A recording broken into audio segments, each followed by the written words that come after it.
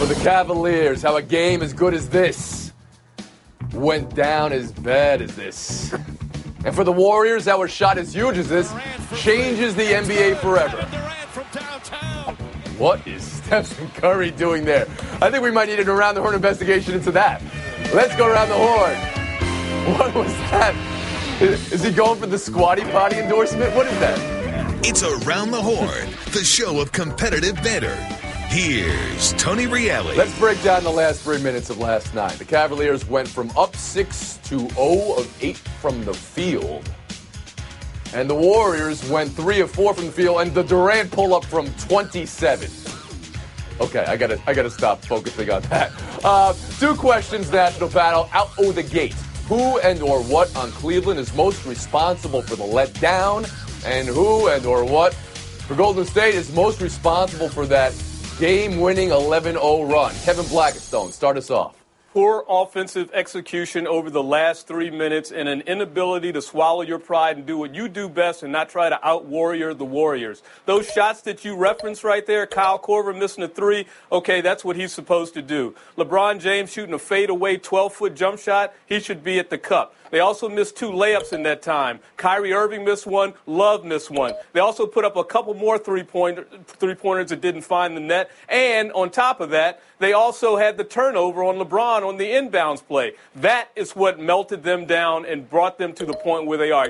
Give credit to the Warriors. They did what they're supposed to do. Okay. And by the way, one more thing on LeBron. How do you not close out on what is the iconic shot for KD in the NBA, a pull-up 3 off of a break from about a foot somebody who wants to give credit, like you just said, for 1 second. A lot of blame coming from Kevin Black. You like that? It was blame, blame, blame, blame, credit, blame, blame, blame.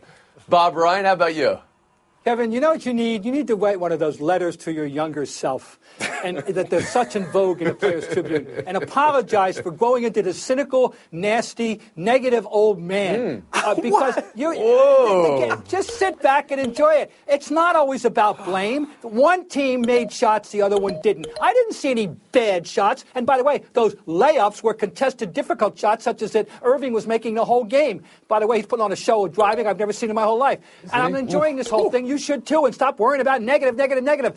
People made positive statements to win the game. And when Kevin Durant is walking that ball up court with a minute to go, I'm saying to myself, oh my God, he's not going to walk into yet another 3, is he? At this biggest moment of the game, maybe his career? Yup, he did, and he made it. So you knew it was coming, or you thought maybe it was coming. Oh, you're applauding it. Good. Gene Kelly, singing in the rain here. Bob Ryan. Tim Kalisha, join us. We've heard from the older voices. Now let's hear from some of the younger ones soon enough. Let me just say this. KB is mostly right about some of the things he said, but he left out the biggest thing. So take points away from him if you need to. That's up to you, Tony. Kyrie Irving's failure to take a shot around the 30, 32. He could even have shot around 28. Take that shot with that much time left to go. And then even if you take a bad 3 and miss, you are not stuck in that foul game that they were, because he waited way too long. I think he dribbled 12 times on Klay Thompson, finally took up a bad 3, and the Warriors got the ball with 25 seconds. At that point, you've got to start fouling Curry and all the guys that you don't want to foul. That's what stuck them. I had no problem with LeBron throwing the ball in the corner to Korver. That's the shot he's there to hit. He should hit that shot. But Kyrie Irving messed up the timing of the game. And Mina Kimes. I cannot believe KB is going after LeBron. Like Tim said, he was right to kick it out to Kyle. And yeah, he made one mental error against Durant. But we're talking about a game in which during the 144 seconds he was out, his team was outscored by 12. He carried them. And look, they didn't lose this game. The Warriors won this game. Give credit to KD for being clutch, for Steph out-rebounding Tristan Thompson, and Klay Thompson for playing lights-out defense at the end. That's why they won. KB back in. Well, I mean, I'm not going after LeBron, but I am going after him on that one particular play. He's got to close out. That is what KD does. You can't allow him to have an uncontested, wide-open three-pointer like that. I mean, he's deadly. So that's my only point with him. But I'm glad you mentioned your boy Tristan Thompson, who once again didn't show up. Bob Ryan, you look gobsmacked. Go ahead. Yeah, I am, because, come on, Kevin, the last thing in the world you want to do is foul a three-point shooter, which is in vogue these days. And if you ever did that, you'd be all over him. Oh, he's so stupid. How can he foul a three-point shooter? But you got to contest it. put his hand Mina brought up. it up. He sat for 144 seconds for the game. LeBron says there were times throughout the game where he was a little bit tired, but they didn't lose this game because they were tired. They lost because they missed shots. Do you buy that, Tim Kalishaw? No, I think fatigue was a big factor with, LeBron playing 46 minutes and Kyrie Irving playing 44, and the manner in which they play, and they're driving to the hoop all night.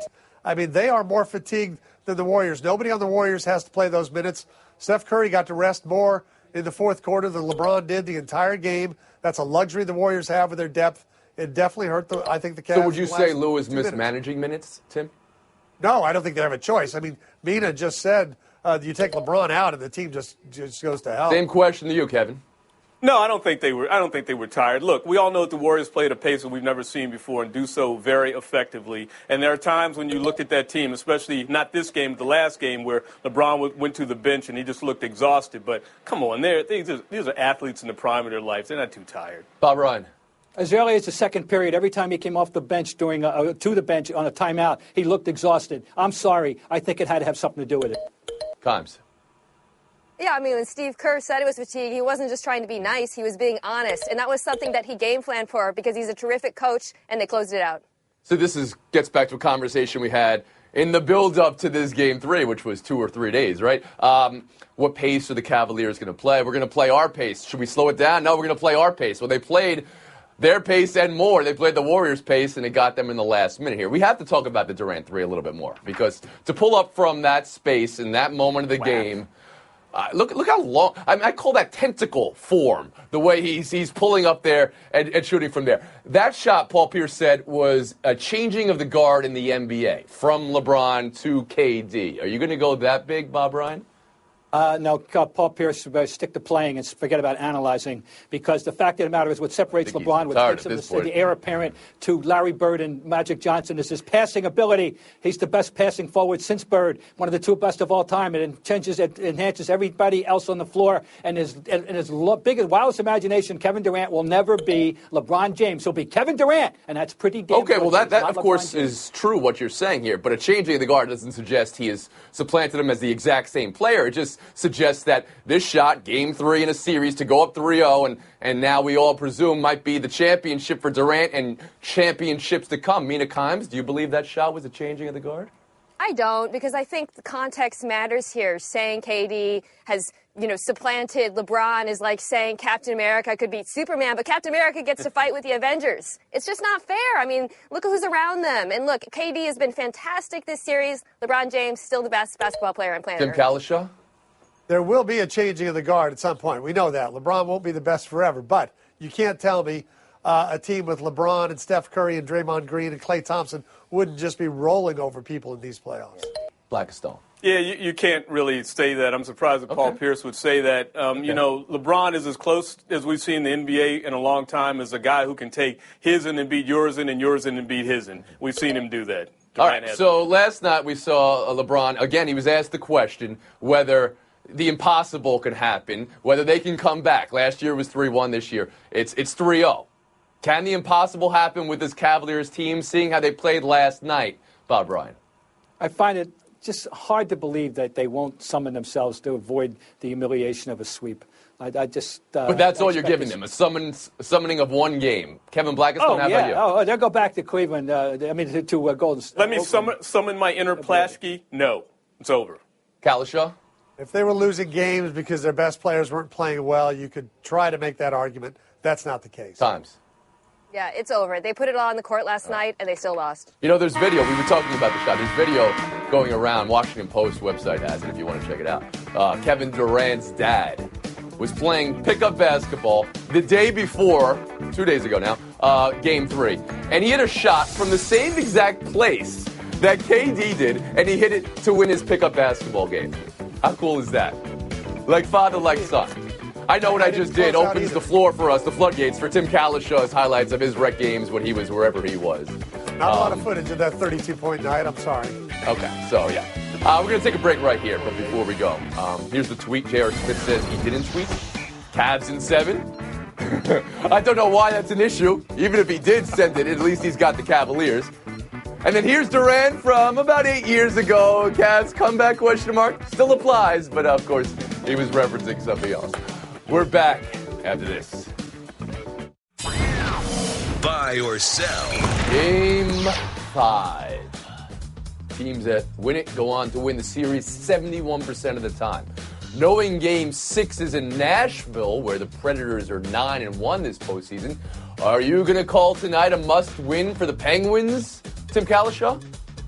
I think it's very close to that. I will stop just short of that because these are the Penguins. They're the defending champions.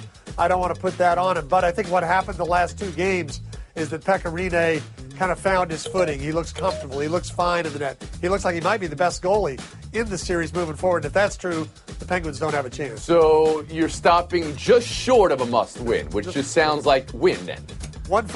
Kevin Blackistone, please. Thank you, Tony. Look, it is not a must-win. Why is it not a must-win for the Penguins? Because we've seen just recently what they can do on the road. Win a Game 7 on the road, shut down another series in a Game 6 on the road. Being on the road is not necessarily a problem.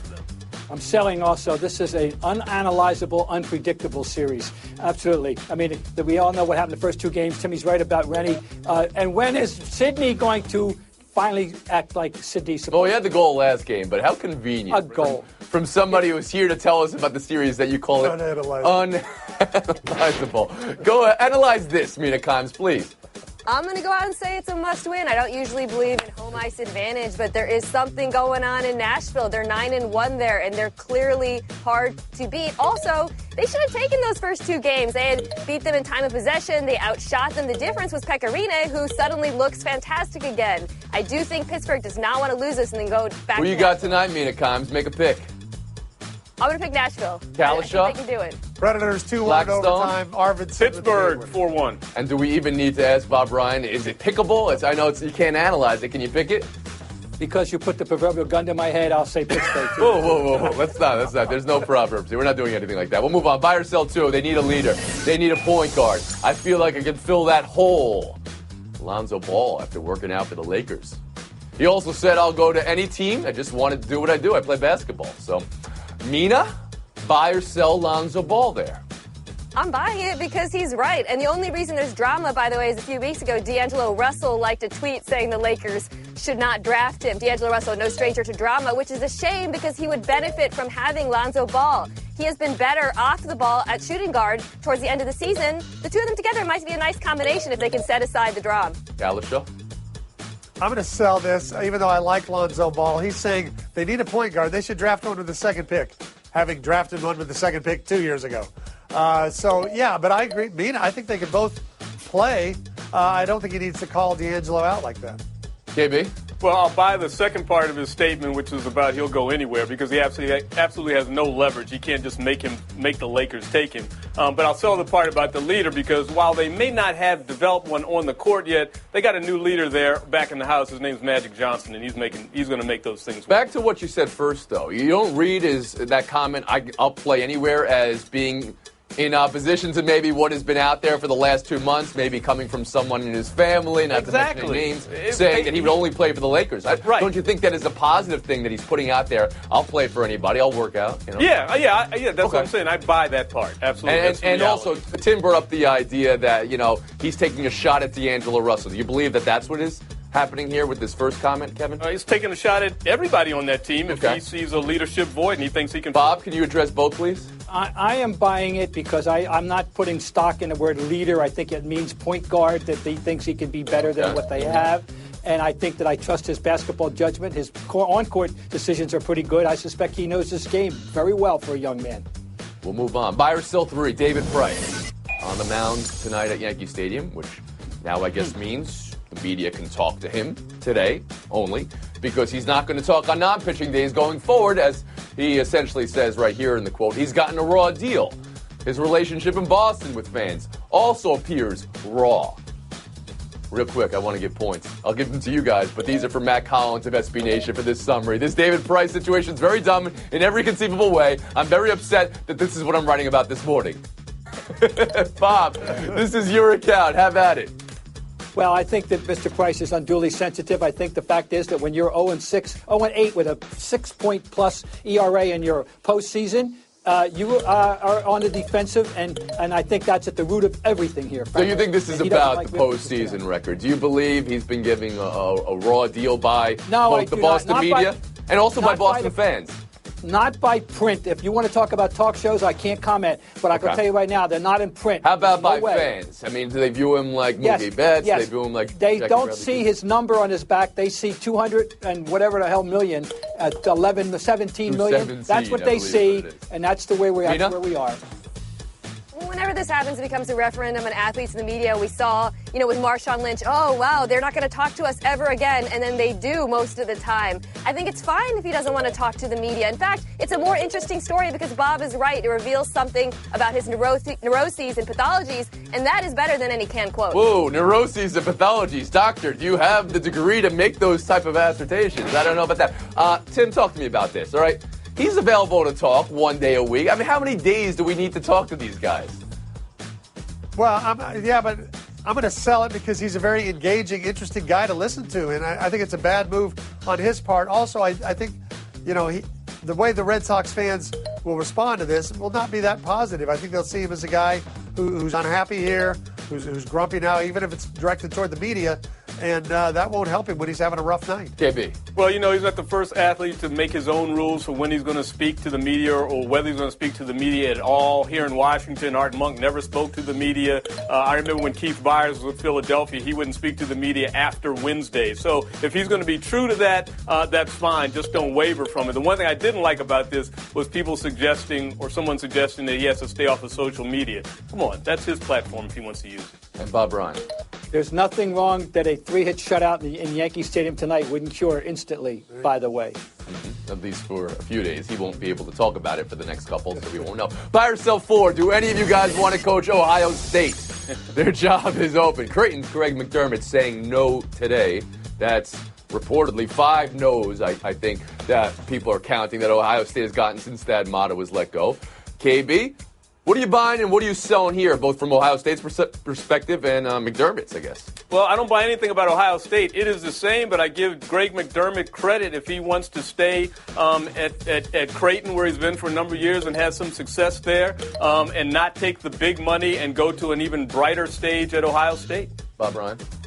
Well, I'm buying the idea that Greg McDermott is enjoying being the king of a kingdom in Omaha, where they are in the top 10 in attendance 5 years in a row. He's made them the number one attraction in town, and I think really I like that a lot. Was Ohio State? I can't tell you. Times. I'm selling the idea that this is about Ohio State. When the news came out yesterday that he was being considered, there was so much criticism of McDermott and his record, and that's probably why he doesn't want to deal with this. He wants to stay in Omaha, which is the city where I was born, and is quite lovely. Oh, well, there we go. Kalisha, how about you? You probably know Omaha well. I've been to Omaha, although I was born in Tulsa. Thank you very much. Ohio State, has a lot of good programs, but it's by and large a football school. And yeah, you can be successful like Thad Matta was for a while. Can you sustain it? Maybe Mr. McDermott thinks you can't. He's going to stay right where he is. Second most wins in show history. Tim Kalisha has sustained it, but not so sustainable energy today to make it into the showdown. Blackistone parting with him. Times, Omaha's finest, and Bob Ryan. Showdown next. Trenton's finest. Trenton's finest. And now, insurance-minded speeches from Geico. Hardship. My grandmother would go through it every month to pay her insurance bill. First, she would handwrite a paper check, in cursive. Then, using her own tongue, she would wet a stamp for an envelope. Today, however, we need not weary our hands and tongues. Today, we can pay our Geico bill with the Geico app. Away with hardship. In with bill pay on the Geico app. Thank you. Times and Ryan and Showdown. Showdown 1, it comes from beergoggleson.com and Touchdown Wire. Now that Bob Stoops has retired from Oklahoma, is the NFL bound? And here's the evidence they provide. He just bought a mansion in Chicago. His second mansion in Chicago. 2 mansions in Chicago, Mina. Something or nothing? It's nothing. I mean, one thing if you bought a mansion in Green Bay, then we might be asking questions, but it doesn't make sense. Also, he's not the type of coach I think the Bears will look for after John Fox. He's too similar to him, defensive-minded. It's a non-story. He's long on record as saying he loves Chicago, favorite spot. So it doesn't shock me. To give him two, well, yeah, everybody needs a guest cottage, right? If you're in that bracket, those look like row homes to me, though. I mean, I like the idea. If you're gonna knock down the wall in between and go bigger, go for it. We'll split the point. Showdown 2.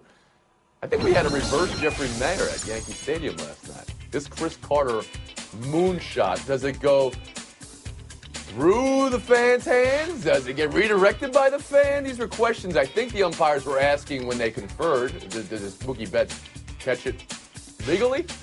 There was a conference on the field. They never went to video. Bob, what's your ruling here? It was ruled an out, but what's your ruling here? Well, the ruling is it wasn't out, but the fact is they should have gone to video. Why not? What do they have to lose? And Yankees should have demanded it. Maybe they could have gotten something out of it. And the moral of the story is, as long as you see baseball, you never see everything. As someone who covers the NFL, I feel uniquely qualified to say that is a catch. The fan broke the play and he interfered. Mookie came down with it. It was absolutely an out. The slump is over. Mina Kimes into FaceTime. I'd like to dedicate this to my Uber driver, Armando, who predicted my victory today by telling the story of Sharice Wright, the Buffalo player who took the long Uber all the way from Chicago to Buffalo. It turns out his driver, Hadi Abdullahian, a Turkish immigrant, thought he wanted to go to a Buffalo Wild Wings. But he took him all the way anyways, and they ended up becoming best friends. It's a heartwarming story on National Best Friends Day. Yes. I love it. All right. Win number Buffalo, 3. you gotta go to the Yankee Choir. I want to tell a story real quick because now it's on the internet. In the time we've been doing the show, we put it on the internet. Look at the shirt that Mina Kimes is wearing today. That color she is wearing is known as green screen green. And you may not know this, but her backdrop happens to be a green screen for us. So when she showed up to work today, she was actually just a floating head. Mina, you are a never nude in life. You were you were in a floating green screen. You are now a better nude at this point, right? Is that what we're calling it? It's lucky. We'll see you tomorrow.